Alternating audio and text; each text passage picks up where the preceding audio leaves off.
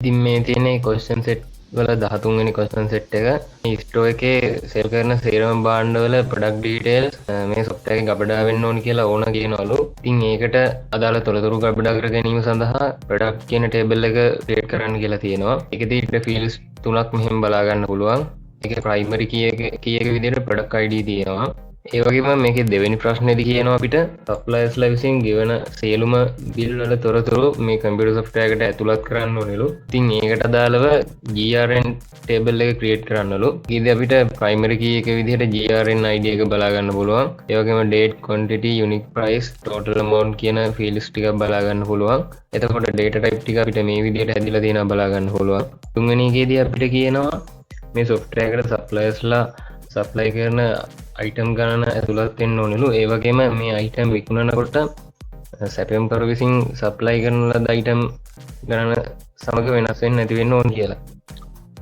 ඉතින් මේකදී අපිට ස්ටොක් කියන ටේබල් එක ක්‍රියේට් කරන්න කියලා තියෙනවා. මේ ස්ටොක් ටේබල් එකේ ප්‍රයිමරි කී එක විදිහට ස්ටොක් ID බලා ගන්න පුළුවන්. ඒ වගේම quantity සහ selling price එක මේ විදිහට බලා ගන්න පුළුවන්. ඉතින් අපි මේ ටේබල් තුන කියලා තියෙන ඉන්ස්ට්‍රක්ෂන්ස් වලට අනුව අපේ database එකට ඇඩ් කරගමු.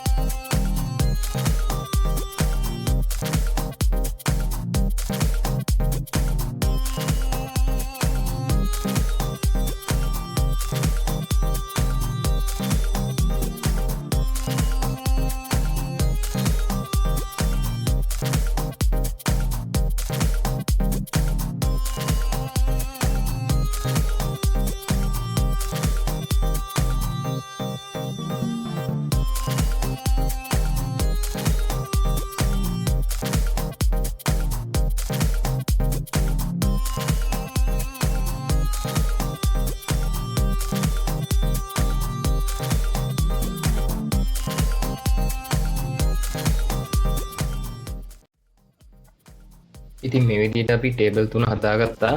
අපිට ඊළඟ ප්‍රශ්නේදී අපිට මොනවද කියන්නේ කියලා අපි බලමු.